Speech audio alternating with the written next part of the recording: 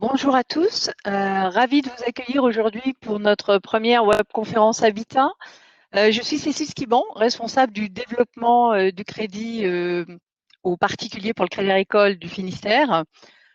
Autour de moi sont présents Maître Marianne Toutou-Durand, notaire à Plougastel d'Aoulas, Madame Marine Tolis du réseau Tinéo, Philippe Ranchère de l'Agence départementale d'information sur le logement en Finistère, Monsieur François Maurice du réseau Square Habitat en Bretagne, ainsi qu'une équipe d'experts de l'immobilier donc en charge de ce marché pour le Crédit Agricole du Finistère.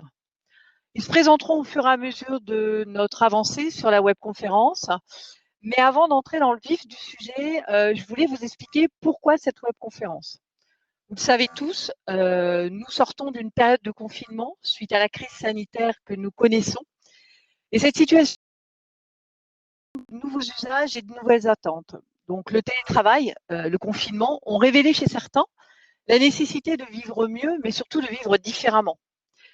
L'absence de jardin, le manque d'espace, l'environnement, le souhait d'avoir un lieu de repli sont autant de nouveaux critères qu'on doit prendre en compte aujourd'hui. Alors notre défi aujourd'hui lors de la webconférence, c'est bien évidemment d'essayer de vous apporter des réponses à travers 3 thématiques. La première, elle va concerner l'amélioration de l'habitat tout en réduisant sa facture énergétique. La deuxième thématique, le marché de l'immobilier, les attentes, les offres, l'accompagnement financier et aujourd'hui par le Crédit Agricole d'Île-de-France, par le Crédit Agricole du Finistère. Enfin, pour la dernière thématique, comment diversifier son patrimoine, bénéficier de mesures fiscales, préparer sa retraite, comment le Crédit Agricole du Finistère en fait nous accompagne. Et pour ce faire, nous allons commencer avec la première partie, la rénovation énergétique de ma maison. Et donc, je passe la main à Audrey pour cette première partie. Merci Cécile pour cette entrée en matière et bonjour à toutes et à tous. Bienvenue donc dans cette première partie du webinaire. Je suis ravie de l'animer autour de la thématique de la rénovation énergétique de votre logement.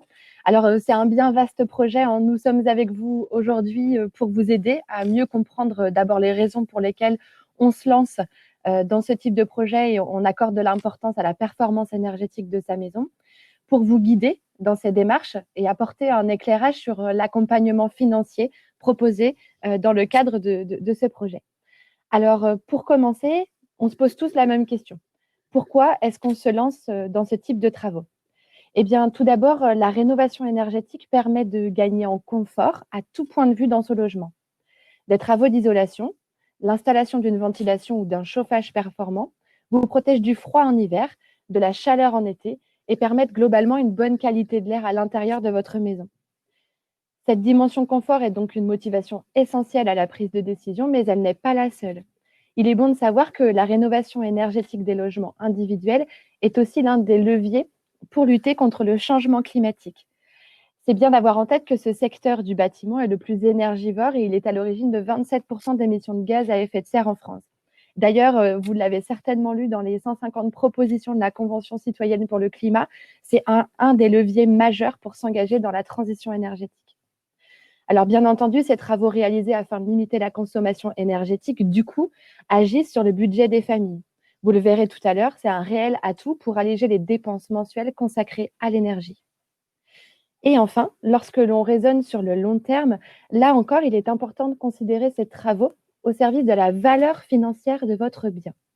Les Français changent de logement en moyenne 5 fois dans leur vie et le moment de la mise en vente permet de faire le point sur la performance énergétique globale du logement, évaluée dans le cadre du DPE.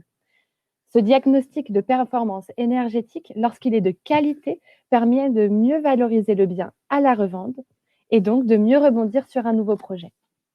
Alors, ces quelques données introductives nous permettent de mieux comprendre les enjeux de la rénovation énergétique de votre logement. Mais pour répondre aux questions pratico-pratiques et vous aider à vous lancer dans ces travaux, je vous propose d'accueillir nos 2 invités.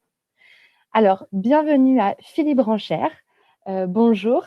Il est en train de se connecter. Vous êtes directeur, Philippe, de l'ADIL Finistère, l'agence départementale de l'information logement. Merci donc d'être avec nous et de guider les internautes connectés aujourd'hui dans ces démarches. Voilà, je vois Philippe. Bonjour Philippe, bienvenue. Bonjour. Je souhaite également la bienvenue à Marine Tolis. Bonjour. Vous êtes conseillère technique au sein du réseau Tineo, le service public de la rénovation énergétique dédié aux habitants de Cornouailles. Bonjour Marine. Bonjour. Merci également d'être parmi nous. Alors, je vais céder la parole dans un premier temps à Philippe et je vous propose de commencer et de nous présenter l'ADIL et ses missions en quelques mots. Mais écoutez, merci. Donc, je suis le directeur de l'ADIL. L'ADIL, c'est l'Agence départementale d'information sur le logement du Finistère. C'est quelque chose qui existe dans le Finistère depuis 1991, qui est une association de loi de 1901 composée de personnes morales, financée par l'État, le conseil départemental, les collectivités locales, des acteurs du privé et du public, dont le Crédit Agricole, mais également d'autres établissements financiers.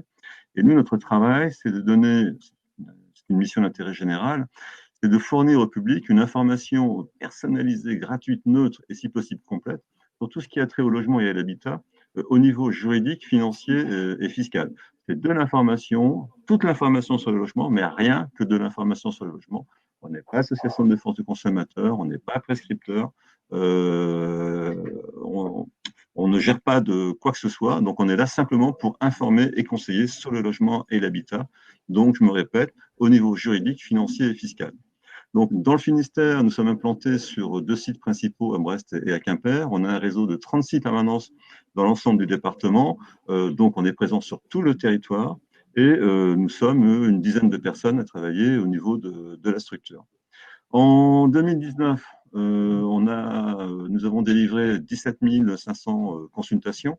Et c'est là pour rejoindre un peu la thématique de ce webinaire, c'est là qu'on voit effectivement l'importance de la thématique de l'amélioration de l'habitat, l'importance de cette thématique qui a cru au fil des années, puisque ça a atteint l'an dernier 40% de la demande globale de la DIL, 40% de nos consultations, ce qui est la première année où effectivement on atteint ce niveau. Il est vrai que les financements sont nombreux, il est vrai que les campagnes d'incitation de l'État sont fortes en la matière, et d'ailleurs c'est quelque chose qui se poursuit en 2020, puisque nous sommes en mai également sur les mêmes pourcentages de 40% de la demande. Et là, on voit cette année l'importance que prend les dispositifs tels que MaPrimeRénov' au niveau de l'intérêt du public. 12% de nos questions portent sur l'accession à la propriété. Nous avons réalisé l'an dernier donc 750 études de financement prévisionnelles pour des candidats à l'accession à la propriété. Si l'on regarde effectivement cette thématique de la primo-accession, enfin de l'accession à la propriété, ben nos consultants, j'allais dire nos clients, ce sont nos consultants, donc sont essentiellement des primo-accédants, avec un âge moyen de 37 ans, ils ont un enfant, ils ont des revenus qui sont des revenus modestes et moyens, de 1 350 euros, ce qui fait à peu près le SMIC. Ils ont un apport personnel moyen. L'apport personnel, c'est l'épargne de 20 000 euros. Cela étant, il y en a 1 sur 2 qui n'a pas 1 centime d'avance, donc on a une très grande dispersion de l'apport personnel. Et pour ceux qui ont le plus d'apport personnel, un phénomène de solidarité familiale qui est fort dans le Finistère. Et qu'est-ce que l'on souhaite? Bon, sans surprise, dans le Finistère, en Bretagne et dans le Finistère en particulier, de la maison individuelle, et essentiellement en ancien. Pourquoi en ancien? Parce que peut-être qu'il y a déjà des deltas de prix, puisqu'on voit que le prix d'une maison neuve au niveau de la DIL du Finistère, c'est 192 000 euros dans le Finistère. Le prix moyen d'une maison ancienne avec travaux, 153 000 euros. Donc 40 000 euros de delta, c'est pas rien. On a également un autre phénomène qui est celui effectivement que la maison ancienne, d'abord, est mieux située le plus souvent par rapport aux opérations donc, en œuvre. D'autre part, elle répond peut-être un peu mieux à l'image que l'on a de la maison en Bretagne, comme on dit, de l'espace et un terrain correct. La densité urbaine fait encore un peu peur au niveau du public que l'on reçoit au niveau de la DIL. Qu'est-ce que nous offrons donc en ancien? En ancien, bon, au niveau des études, des projets d'accession à la propriété, donc les conseillers de la DIL sont je vais dire c'est peut-être un peu survalorisé, mais ce sont des experts en matière de financement.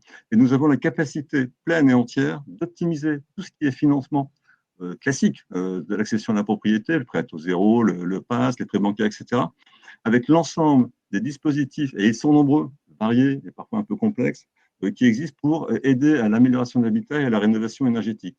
Donc l'idée, effectivement, c'est de permettre à un candidat à l'accession à la propriété, dès le départ, de faire tous les travaux dans son opération pour lui apporter, d'abord, le premier point que vous avez abordé tout à l'heure, c'est celui du confort. Quand on est bien dans son logement, c'est bien. Et celui de la valeur verte. Autrement dit, la valeur verte, c'est le fait qu'un logement rénové sur le marché, un marché qui va de plus en plus concurrentiel, un marché qui va de plus en plus être sélectif par rapport à la qualité de l'habitat, un logement rénové est un logement qui va, dans le pire des cas, conserver de la valeur et dans le meilleur des cas, prendre de la valeur si l'on se situe dans le temps. Ok, très bien. Donc, on entend plusieurs choses dans ce que vous nous expliquez, Philippe. C'est que d'abord, l'accession à la propriété est le moment clé pour réaliser les travaux de rénovation énergétique. Que en plus, vous êtes, vous, une structure qui est à l'écoute pour pouvoir guider au mieux, d'un point de vue approche financière, nos clients et nos porteurs de projets dans l'accession à la propriété dans le cadre d'un confort énergétique. Après, moi, ce que je me demandais aussi, c'est dans quelle mesure est-ce que il peut y avoir des évolutions. Vous nous avez dit qu'il y a beaucoup d'aides en ce moment, mais est-ce que justement, il est plus facile lorsqu'on se rapproche de vous de comprendre les aides qui sont à sa disposition? Enfin voilà, comment est-ce que on peut venir trouver de l'aide auprès de l'ADIL? Comprendre les aides, oui, c'est la vocation de l'ADIL. La vocation de l'ADIL, c'est d'informer et de rendre simple ce qui est complexe. Donc, et notamment en matière de financement sur l'amélioration de l'habitat, de vérifier l'éligibilité des demandeurs aux différentes aides qui existent, de leur expliquer ce qu'il en est, de les aider, de les orienter, de les accompagner. Donc voilà, le but du jeu, c'est effectivement de leur permettre d'accéder à des dispositifs qui sont variés, qui sont nombreux, je me répète, mais effectivement de leur donner toute la possibilité de prétendre à ce à quoi ils peuvent avoir droit pour réaliser leur opération. Et je reviens sur un point précédent, réaliser les travaux dès le départ. Dès le départ, c'est fondamental. Surtout dans le cadre d'une opération d'accession à la propriété, ne pas se dire je vais acheter maintenant et puis je vais faire les travaux plus tard parce que ceci, parce que cela, je vais bricoler dans mon coin, je vais faire appel à mon beau-frère, ma belle-sœur, quelques entreprises au fil du temps. On sait que c'est la recette pour la catastrophe. On sait que c'est la recette qui n'est pas la plus pertinente, très loin de là. Il vaut mieux effectivement réaliser, voire envisager son projet de manière globale et réaliser les travaux, le maximum de travaux dès le départ. Là, dans ce cas-là, effectivement, on va rentrer dans un logement qui aura été rénové. On va faire les travaux avant d'entrer dans le logement. On va rentrer dans un logement qui aura été rénové. On va rentrer dans un logement dans lequel on va pouvoir habiter correctement et non pas faire du camping et voir les moisissures en hiver quand la chaudière va tomber en panne. Et on va rentrer dans un logement qui aura de la valeur. La durée moyenne de détention d'un bien, c'est 9 ans dans le Finistère. C'est ce que nous disent les notaires. Je crois que c'est assez vrai. Donc, pour des raisons diverses, professionnelles, familiales, etc. Donc, autant effectivement disposer de ce bien comme d'un capital et le valoriser. Ok, c'est très très clair. Merci beaucoup Philippe pour cette prise de parole. Et donc maintenant, je propose de passer la parole à Marine. Marine, donc vous représentez Tineo aujourd'hui. Pourriez-vous nous expliquer quelles sont les missions de cet espace d'info-énergie, s'il vous plaît? Bonjour, bonjour à tous. Bonjour. Pour celles et ceux qui nous regardent aujourd'hui, effectivement, le réseau Tineo est membre du réseau FAIR. FAIR, ça veut dire faciliter, accompagner, informer à la rénovation énergétique. Donc en fait, c'est le service public au niveau national qui vous guide dans vos travaux de rénovation énergétique de manière neutre, objective et gratuite. En région Bretagne, pour apporter ce service aux particuliers, le réseau Rénov-Habitat Bretagne regroupe 23 services répartis sur tout le territoire. C'est ainsi que le réseau Tineo a été lancé en 2016 pour porter le service public et nous sommes pilotés par Quimper Cornouailles Développement, l'agence de développement économique et d'urbanisme de Cornouailles. Donc nous sommes en étroite collaboration avec l'ensemble des partenaires qui sont l'ADEME, le conseil régional et les communautés d'agglomération et de communes. Donc au sein du réseau Tineo, des conseillers techniques ont pour mission de simplifier votre parcours de rénovation en vous accompagnant dans vos démarches. Donc, nous pouvons vous apporter des conseils techniques en adéquation avec votre budget. Nous sommes également là pour vous aider à chercher un professionnel compétent près de chez vous. Et nous vous aidons à comprendre et comparer vos devis jusqu'au suivi de vos consommations post-travaux. Et enfin, nous vous informons sur les subventions et financements en étroite collaboration avec l'ADIL, membre du réseau Tineo, et tout ça gratuitement. Merci beaucoup pour cette présentation, Marine. Alors maintenant, rentrer vraiment dans le pratique et nous guider sur la méthode. Comment en fait on se lance dans les travaux? Pourquoi est-ce que c'est utile d'être accompagné? Est-ce qu'il y a un ordre pour les réaliser? On a eu un début de réponse avec Monsieur Ranchère tout à l'heure. C'est beaucoup de questions, mais qui entrent dans l'aspect pratique pour nos internautes connectés. Effectivement, donc, comme il a été dit précédemment par Monsieur Ranchère, le moment le plus opportun pour engager des travaux est lors de l'achat d'un bien. Donc, avant de refaire une beauté à votre nouvelle habitation, profitez-en pour réaliser une rénovation globale et performante. Vous y serez plus confortable et vous paierez moins de factures. C'est un moment où vous pouvez également globaliser les frais d'acquisition et les frais de travaux. Mais peu importe que vous veniez d'acheter ou que vous habitiez votre maison depuis de nombreuses années, avant de vous lancer dans les travaux, vous vous confrontez souvent à une multitude de questions. Donc, ça peut être comment je peux faire pour baisser mes factures d'énergie, ou bien par quel système de chauffage je dois remplacer ma vieille chaudière. Vous pouvez également vous demander comment faire pour trouver un professionnel sérieux et combien ça va vous coûter. Avec toutes ces questions, vraiment le mot d'ordre, c'est pas de panique. Il est vraiment important avant toute chose de prendre le temps de définir un programme de travaux qui est efficace étape par étape, et pour cela, vous pouvez vous rapprocher d'une structure membre du réseau FER. Donc prenons par exemple l'exemple d'un couple qui habite à Mahalon. Ils ont contacté donc un conseiller au réseau Tineo pour connaître les aides dont ils avaient droit pour isoler leur maison. Et après quelques questions de part et d'autre, nous nous sommes rendus compte que cette famille était un peu perdue dans les démarches. Nous avons répondu à leurs questions et on leur a présenté également les services que proposait le réseau Tineo. Donc avec leur accord, un diagnostiqueur a été missionné pour réaliser un DPE. Un DPE, c'est un diagnostic de performance énergétique qui permet de déterminer d'où proviennent les déperditions énergétiques. Ça peut être par exemple chez vous des murs ou d'une toiture mal isolée, d'un système de chauffage inadapté ou encore des problèmes d'humidité. Dans ce cas-là, leur maison était classée E, avec une consommation énergétique estimée à 300 kW d'énergie primaire par mètre carré par an, ce qui était l'équivalent de 3 400 € d'énergie, de facture par an. En tant que conseiller technique, on les a reçus gratuitement sur rendez-vous. Le couple pourra analyser ensemble les atouts et les faiblesses de leur logement. Et on a ainsi adapté notre conseil selon leur projet. À partir de cette analyse, on a proposé des solutions techniques. Nous leur avons montré avec des échantillons et des maquettes. Il s'est avéré qu'il était pertinent, dans ce cas-là, de privilégier une isolation globale de la toiture, des murs et du plancher pour limiter les besoins en chauffage. Une réflexion de plomberie et d'électricité a été nécessaire et le couple a souhaité aussi intégrer l'installation d'un poêle à bois. Il était donc pertinent de prévoir les priorités de travaux pour une meilleure coordination. Par exemple, il est important d'envisager la réfection de plomberie et d'électricité avant d'isoler les murs. Ou il est également important d'installer une ventilation ou un poêle à bois avant l'isolation de la toiture à cause des passages des gaines ou des conduits de cheminée. Donc, avec ces préconisations, le couple a défini leur projet de travaux et nous avons mis à jour le DPE en intégrant les différents postes de travaux. Et avec une consommation plus que de 124 kW d'énergie primaire par mètre carré par an, on estimait un gain énergétique de 60%, ce qui représentait quand même une économie de près de 2 800 € par an. Donc, avec ce programme-là, nous les avons aidés à chercher un professionnel compétent près de chez eux avec la certification RGE ou bien le partenaire du réseau Tineo.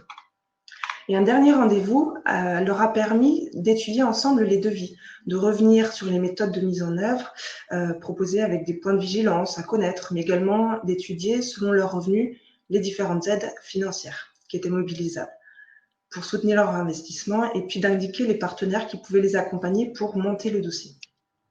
Vous aurez compris que si vous ressentez le besoin d'un conseil adapté à votre projet, il existe un service public proche de chez vous pour vous renseigner.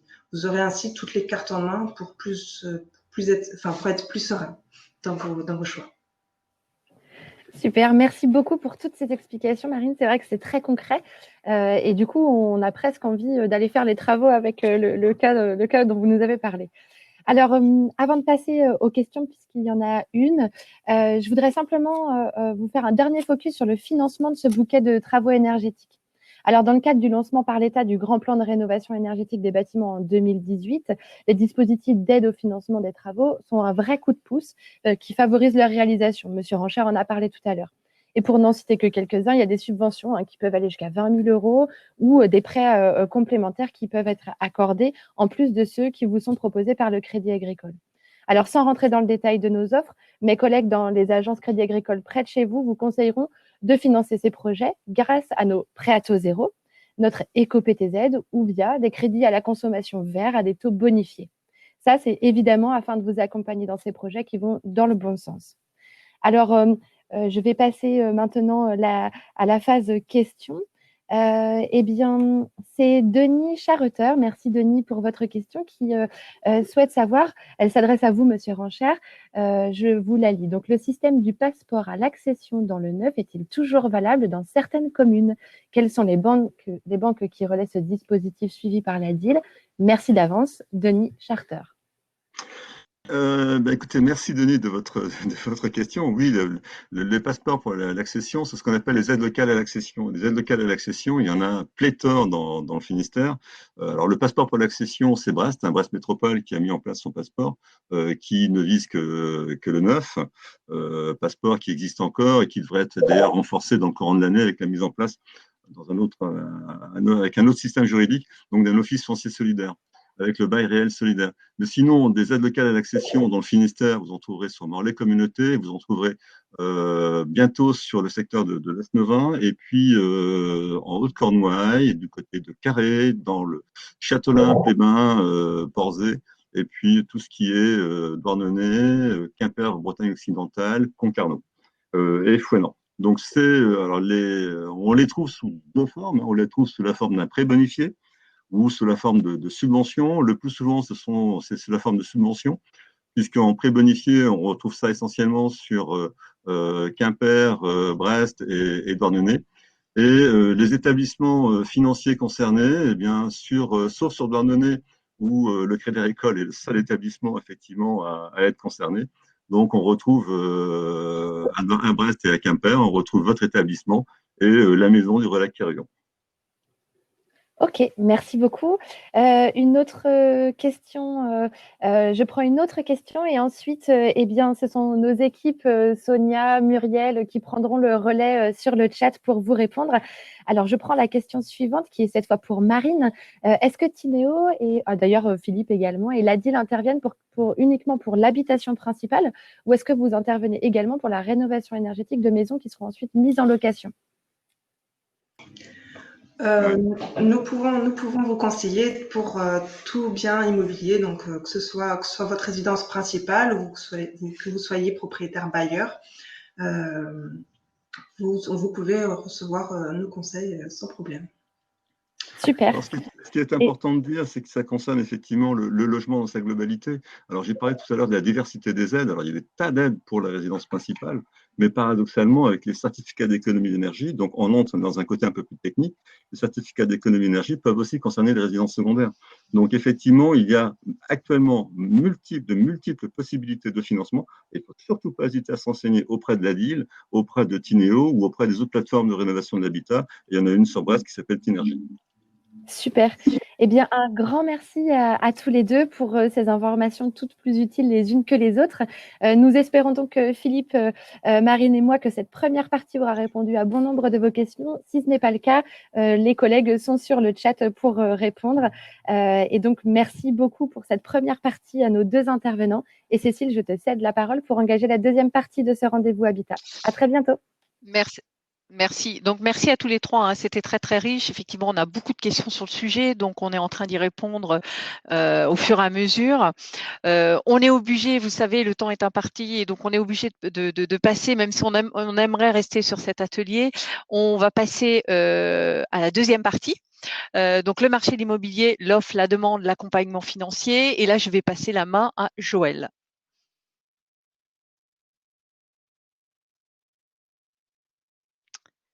Je ne sais pas si Joël m'entend. Bon, en attendant que Joël se connecte, simplement une précision. à l'issue de la webconférence, vous verrez, vous aurez un questionnaire. Et bien évidemment, aujourd'hui, l'idée était de vous donner un panorama complet sur l'immobilier, mais ensuite de pouvoir revenir sur des webconférences un petit peu plus étoffées, sur des thématiques plus larges, comme on a pu le faire, parce que ce matin, on voulait vraiment vous donner un panorama, mais d'être beaucoup plus complémentaires. Et donc, on aura l'occasion de se retrouver sous ce format-là, mais avec des thématiques beaucoup plus, je dirais, dédiées, comme là, la réduction de la facture énergétique, qui en l'occurrence amène beaucoup de questions.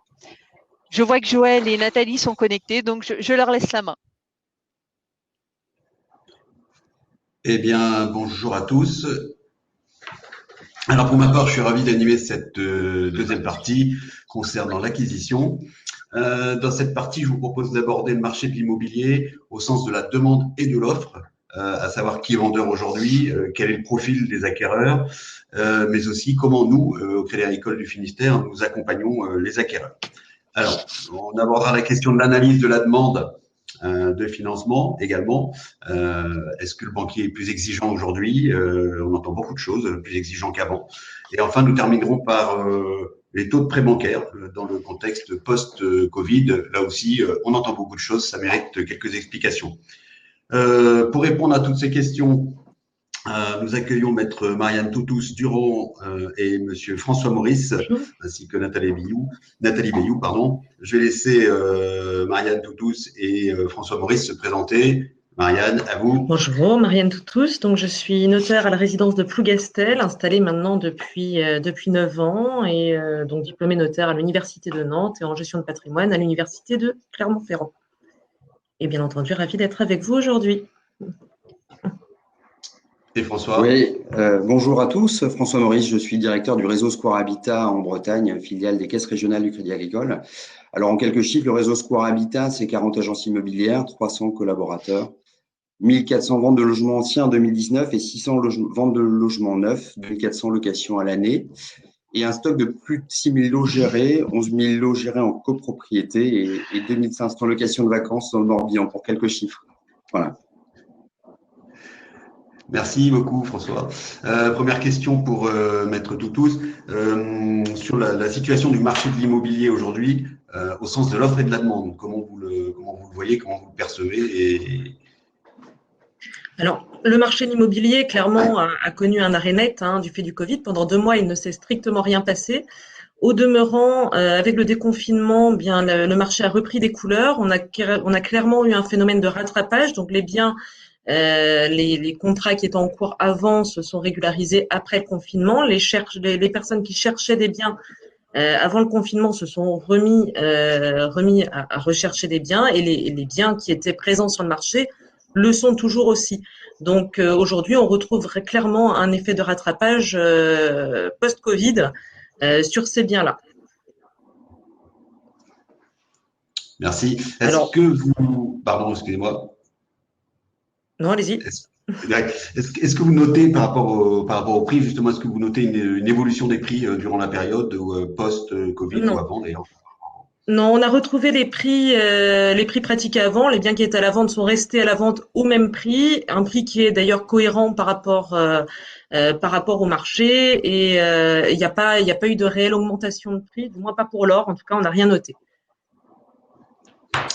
Alors François, concernant le profil des acquéreurs, est-ce que vous avez une définition de l'acquéreur type aujourd'hui? Acquéreur type, non. En fait, le profil des acquéreurs dépend surtout des caractéristiques géographiques du marché, qu'il soit littoral, urbain, semi-urbain ou rural. Pour l'heure, on trouve toujours une clientèle plutôt senior et extérieure sur les zones côtières et hypercentres, et des primo-accédants et investisseurs sur des logements en zone plutôt rurale ou semi-urbaine. On perçoit quand même une tendance qu'on avait déjà constatée avant le Covid, à savoir un phénomène migratoire des clients en provenance de grandes métropoles, avec en ligne de mire un projet de changement de vie ou le bénéfice d'un environnement plus calme. Tout cela rendu possible par le développement du télétravail notamment, ou encore des acquéreurs en provenance de zones subissant des aléas climatiques. Mais globalement, le profil des acquéreurs n'a pas véritablement changé. Voilà, et ils sont toujours là, et là plus que jamais. Marianne, vous partagez la vision de François? Tout à fait. On retrouve effectivement tous nos acquéreurs qui sont là. Certains primo-accédants peut-être un peu plus fébriles, mais globalement, tout le monde est là et on sent une réelle volonté d'investir et de se lancer dans l'immobilier. Bon, on a parlé de l'acquéreur là. Si on parle des biens, quel type de bien est recherché aujourd'hui si vous deviez, si vous avez une synthèse ou si vous avez une vision des biens recherchés? Aujourd'hui, au niveau des biens recherchés, donc il y aura nécessairement le pavillonnaire, la maison d'habitation avec le jardin. Ben, ça, c'est l'effet Covid. Voilà, on cherche un grand jardin. Une surface peut-être un petit peu plus grande. Il y a beaucoup de recherches aussi au niveau de biens à rénover et toujours des investisseurs, notamment de l'extérieur, pour des appartements et quelque chose avec peut-être une rentabilité et une recherche de placement pour l'avenir. Hein.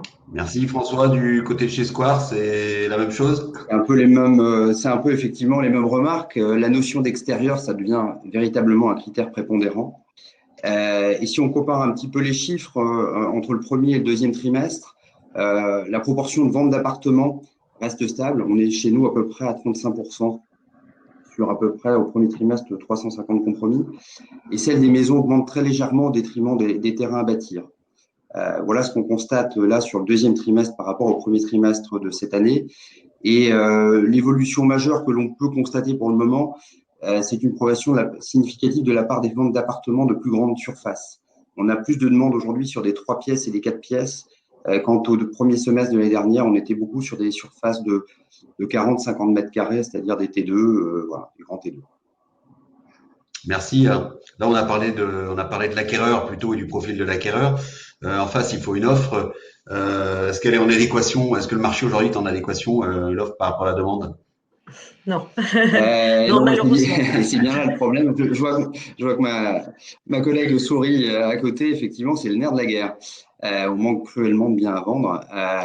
Pour autant, avant l'arrêt de l'activité, la situation était quand même pas totalement différente. On était déjà très tendu au niveau des mandats. Si ce n'est qu'on constate sur certains marchés, notamment le littoral, certains vendeurs qui arrêtent leur projet de vente.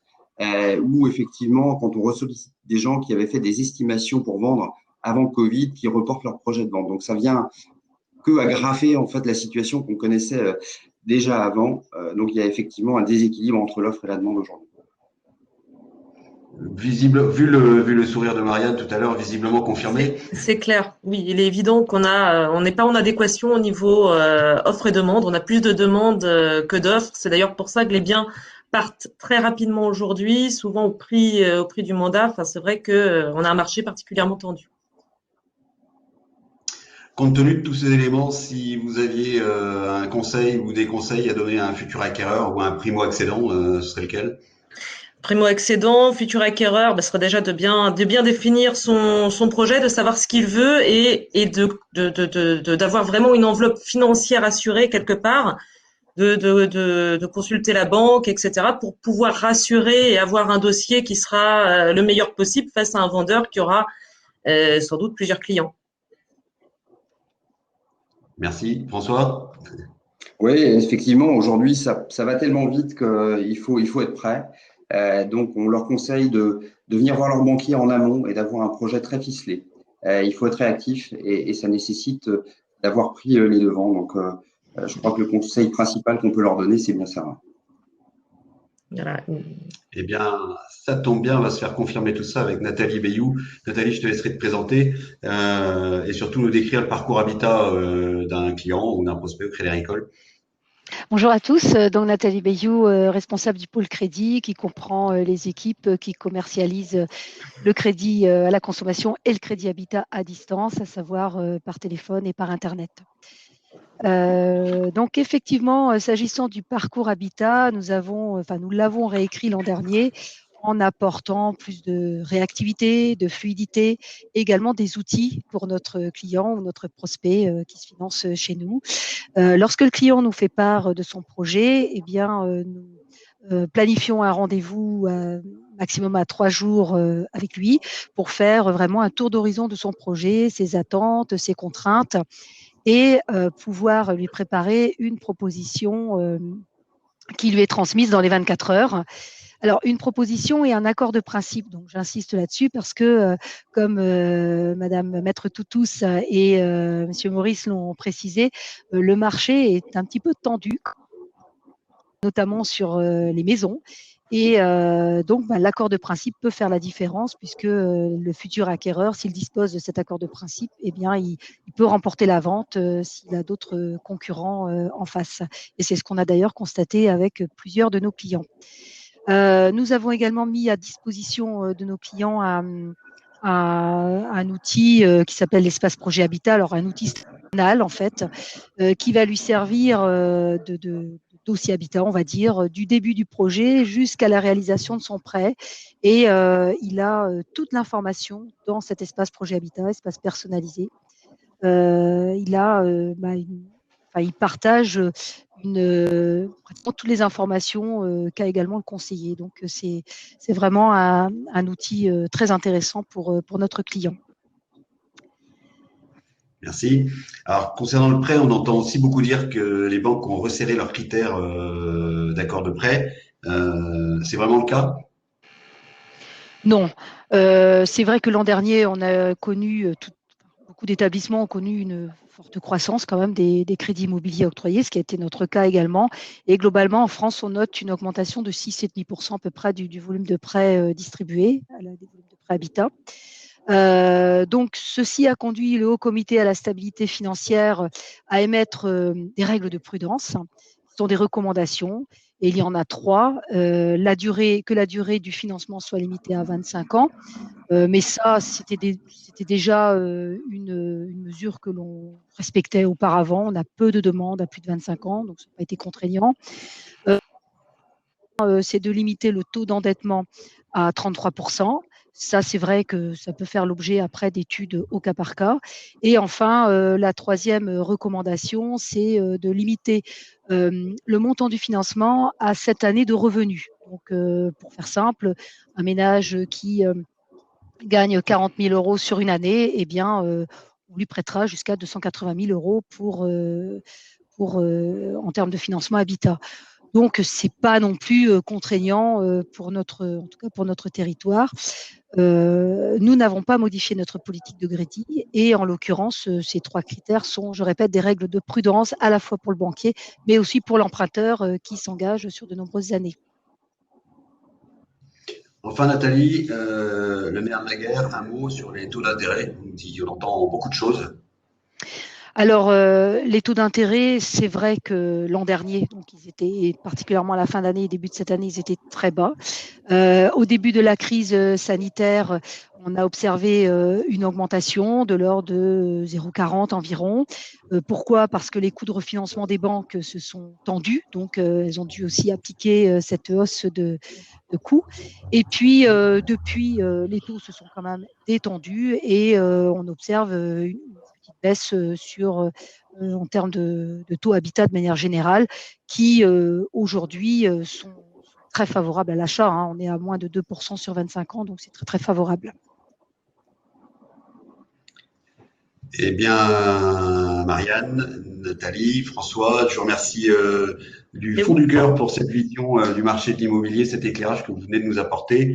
Et je cède la parole à Cécile qui doit reprendre la main, je pense. Ouais, c'est bien ça. Merci à tous les 4, Joël pour la partie animation et puis Nathalie, Marianne et François pour cet exposé très clair qui nous a permis de bien comprendre en fait comment était le marché du Finistère aujourd'hui. On a bien compris qu'il y avait beaucoup de demandes, qu'elles soient sur le territoire ou en dehors du territoire, mais pour notre territoire. Ensuite, on comprend bien que malheureusement l'offre est plutôt restreinte. Donc en fait, aujourd'hui, le vendeur, quelque part, est roi, surtout s'il n'a rien d'autre à racheter. Donc ça, et que ça, c'est nous. Nathalie l'a très bien fait. Comment aujourd'hui, puisqu'on entend beaucoup de choses, il y a beaucoup d'écriture sur le sujet, comment aujourd'hui, effectivement, on accompagne nos clients, mais aussi les prospects.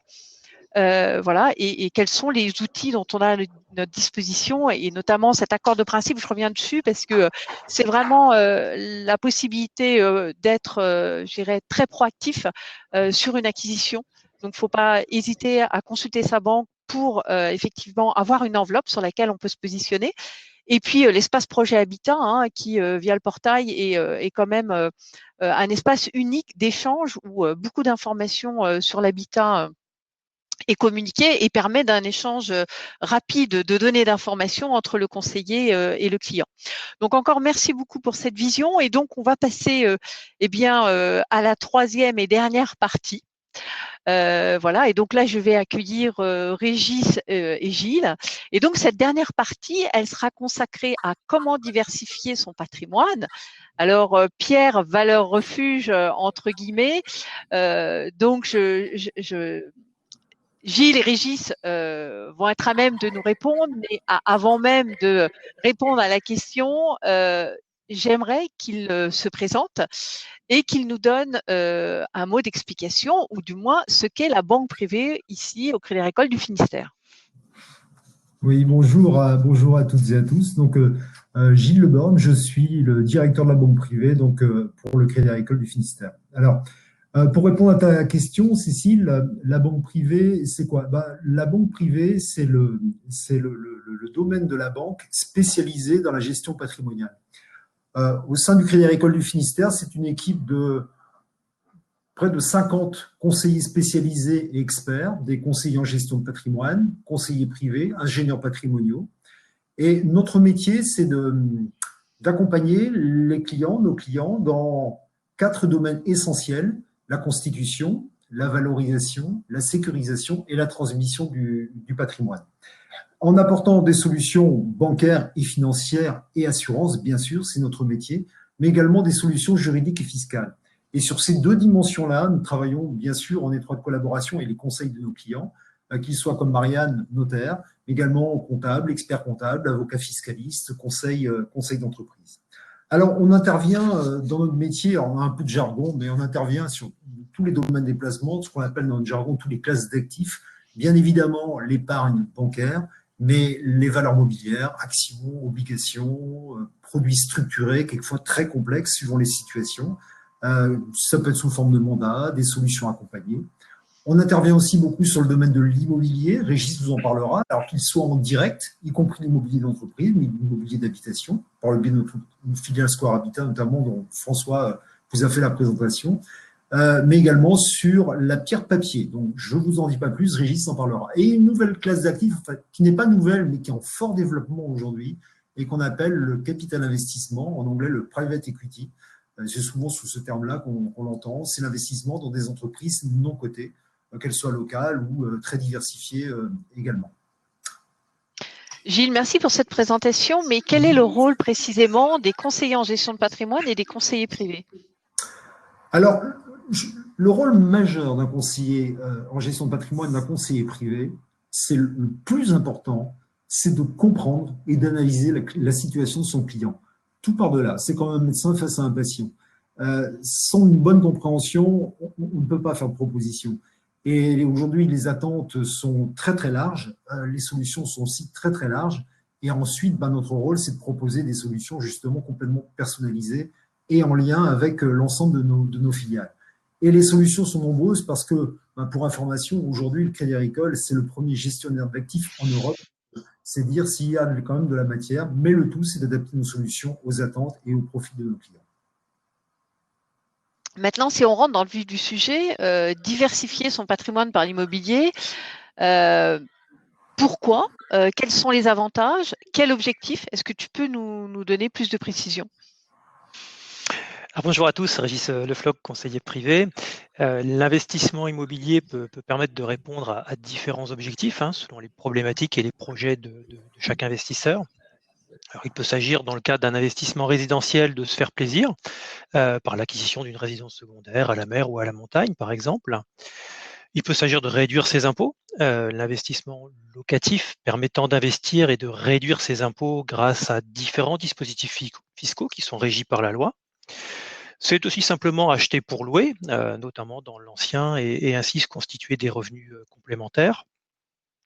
Se constituer un patrimoine ou le diversifier dans une période de forte volatilité sur les marchés financiers comme nous le vivons actuellement, la pierre apparaît comme une valeur refuge, comme un moyen de diversification de son patrimoine décorrélé des marchés financiers. Autre objectif, augmenter ses revenus sans augmenter démesurément ses impôts via certains dispositifs fiscaux. Préparer l'avenir et notamment la retraite est bien évidemment un des objectifs les plus récurrents, l'évolution du régime des retraites incitant à anticiper la constitution d'un capital par la mise en œuvre de solutions complémentaires. Ça peut également s'inscrire tout simplement dans un projet d'épargne. L'immobilier d'investissement locatif est une réponse particulièrement adaptée pour se créer un capital ou augmenter son épargne. À ce sujet, la pierre papier, les SCPI, on y reviendra un petit peu plus en détail tout à l'heure, sont particulièrement adaptés à cet objectif. La protection de la famille est également un sujet très présent. L'investissement locatif peut aussi être vu comme une alternative aux différentes solutions de prévoyance, car il permet de se constituer un patrimoine transmissible à ses enfants ou à ses héritiers. Il est financé en partie par les économies d'impôts que l'on peut réaliser et les loyers perçus. Par ailleurs, l'assurance décès-invalidité que l'on souscrit lorsque l'on contracte un prêt immobilier peut couvrir jusqu'à 100% du montant de l'investissement. Ainsi, en cas d'invalidité ou de décès avant la fin du remboursement de l'emprunt, c'est l'assurance qui prendra en charge le remboursement du prêt et c'est donc un bien déjà payé qui sera alors transmis aux héritiers. Enfin, certains investissements immobiliers plus spécifiques comme les groupements fonciers viticoles, les groupements fonciers forestiers peuvent procurer des avantages fiscaux en termes d'impôt sur la fortune immobilière et de transmission du patrimoine. Alors très bien, Régis, mais quelles sont vraiment les solutions proposées par le Crédit Agricole du Finistère? Alors un investissement immobilier, ça ne s'improvise pas. Il est important de se faire accompagner par des professionnels, comme on l'a déjà vu précédemment dans ces premières parties du webinaire. Aussi, nous mettons à disposition un ensemble de moyens et d'offres. Sur le plan des moyens, les premiers moyens mis à disposition par le Crédit Agricole du Finistère et déjà évoqués par Gilles, ce sont les 43 conseillers spécialisés et experts, que sont les conseillers en gestion de patrimoine et les conseillers privés, qui sont à disposition dans les agences pour aborder ces sujets et réaliser des simulations personnalisées. Au besoin, nous pouvons solliciter également l'intervention de nos ingénieurs patrimoniaux dans le cadre de montages juridiques et fiscaux particuliers qui nécessitent une expertise complémentaire. Nous mettons également à disposition les moyens du groupe Crédit Agricole, Square Habitat pour la vente d'immobilier neuf ou ancien, et Amundi Immobilier dans le cadre de la structuration de notre offre, notamment pierre papier type SCPI ou EPCI. Sur le plan des offres, concernant l'investissement immobilier en direct, et comme évoqué à l'instant, nous sollicitons notre filiale Square Habitat. Concrètement, une fois le projet d'investissement immobilier défini, le conseiller met nos clients investisseurs en relation avec Square Habitat afin de les accompagner, les aider à sélectionner le bien immobilier objet de leur recherche. Square Habitat, disposant d'un catalogue d'offres immobilières suffisamment étoffé, est régulièrement enrichi pour répondre à l'essentiel des projets d'investissement immobilier. Par ailleurs, notre offre a également vocation à rendre l'investissement immobilier accessible au plus grand nombre, notamment via la pierre papier, les SCPI, les OPCI, c'est ce qu'on appelle l'investissement immobilier indirect. Rappelons qu'une SCPI, c'est une société civile de placement en immobilier, c'est un fonds d'investissement qui a pour vocation l'acquisition et la gestion d'un patrimoine immobilier locatif. L'épargne qui est collectée auprès des investisseurs sert à l'acquisition d'actifs immobiliers, majoritairement d'entreprises, notamment d'immeubles à usage de bureaux et de tout autre type d'actifs immobiliers professionnels, tels que commerce, murs d'hôtel, santé, entrepôts, plateformes logistiques, résidences seniors ou étudiantes, loisirs, et j'en passe également. Et c'est tant en France qu'en Europe. Alors, parmi les principaux avantages des SCPI, on peut citer son accessibilité à tous les budgets. Contrairement à l'immobilier en direct qui demande une mise de fonds minimum, l'investissement en SCPI se concrétise par l'acquisition de parts qui sont accessibles moyennant quelques centaines d'euros seulement. C'est aussi une forte mutualisation des risques locatifs. Si l'on prend l'exemple de la SCPI Edissimo, qui est gérée par notre filiale Amundi Immobilier, elle détient un patrimoine de 3,6 milliards d'euros, qui sont répartis sur 172 immeubles et plus de 1300 locataires différents. C'est aussi une gestion déléguée. C'est-à-dire qu'investir en SCPI, c'est se dégager de toute contrainte de gestion. Amundi Immobilier, notre société de gestion, s'occupe de toute la gestion du patrimoine moyennant une commission de gestion annuelle. Enfin, c'est une grande flexibilité. L'investisseur en SCPI peut en faire l'acquisition soit par rapport personnel, soit en ayant recours à un emprunt immobilier. Précision importante, l'acquisition des parts de SCPI peut également se faire via un contrat d'assurance vie. Pour terminer, sur la partie offre, je voudrais bien évidemment parler de notre offre de prêt immobilier. Nathalie l'a abordé tout à l'heure et bien qu'ayant subi quelques légères tensions ces derniers temps, les conditions de crédit demeurent extrêmement favorables et devraient le rester encore longtemps à l'aide des politiques ultra accommodantes des banques centrales. Aussi, il est toujours fortement préconisé de financer ces investissements immobiliers, en particulier locatifs. Cela permettra de bénéficier, 1, d'un effet de levier financier, 2, d'un effet de levier fiscal le plus souvent, et également d'un volet prévoyance avec la couverture du prêt par l'assurance des emprunteurs qui permet de sécuriser le projet d'investissement et de protéger la famille. D'accord, merci Régis. Alors nous avons quelques questions, mais je propose de passer à la dernière question quels sont les avantages fiscaux liés à l'investissement immobilier, et ensuite nous reviendrons sur les questions qui sont posées. Alors, au niveau des avantages fiscaux, c'est vrai qu'ils sont multiples. Déficit foncier, Malraux, monuments historiques, loueurs en meublé professionnel, alors j'en passe évidemment, mais le temps en partie ne nous permet pas de les aborder tous. On peut cependant faire un focus sur 2 dispositifs que l'on rencontre plus couramment. La loi Pinel, tout d'abord, en contrepartie de l'acquisition d'un logement neuf, l'investisseur bénéficie d'une réduction d'impôt sur le revenu dans la limite d'un plafond d'investissement de 300 000 € en fonction de la durée de location choisie, 6 ans, 9 ans ou 12 ans. La réduction d'impôt s'échelonne de 12 à 18% et jusqu'à 21% du montant de l'investissement, soit jusqu'à 63 000 € maximum de réduction d'impôt sur 12 ans. Précisons que les zones d'investissement, les loyers et les ressources des locataires sont encadrés. J'évoquerai enfin le statut de loueur en meublé non professionnel ou LMNP. Il s'agit ici d'acquérir un bien immobilier neuf qui sera loué meublé, situé dans une résidence proposant des services comme une résidence étudiante, senior ou un EHPAD. Le bien donc sera alors loué par bail commercial pour une période minimale de 9 ans à une société de gestion exploitant la résidence. Alors, parmi les avantages de ce type d'investissement, on peut citer la possibilité, sous certaines conditions, de récupérer la TVA et de financer l'acquisition hors taxe. Le versement de loyer garanti par le bail commercial qui est passé avec l'exploitant de la résidence. La possibilité de percevoir des revenus complémentaires non fiscalisés sur une assez longue période, car il s'agit de revenus à déclarer dans la catégorie des bénéfices industriels et commerciaux, et non pas en revenus fonciers. Et enfin, c'est une gestion locative déléguée qui est prévue par le bail commercial. Voilà, je conclurai en disant que l'ensemble des conseillers en gestion de patrimoine et conseillers privés sont à disposition dans les agences pour échanger et aborder l'ensemble des dispositifs. Alors Régis, merci pour ces précisions. Alors je vais passer aux questions. On a des questions sur les SCPI. Monsieur Ludo Fougère qui nous dit « Bonjour, quel est l'impact du Covid sur le rendement des SCPI ?» Donc Gilles peut-être, Régis, sur cette première question. Oui, je peux répondre parce qu'on a eu évidemment dans la période qu'on vient de connaître beaucoup d'échanges avec les responsables de nos différentes filiales, puisque aujourd'hui au niveau des SCPI, comme le disait Régis, une SCPI qui est une des plus grandes SCPI en France, qui est Edissimo, donc 3,5 milliards sous gestion d'actifs. On a eu pas mal d'échanges sur le sujet et il y a très peu d'impact finalement.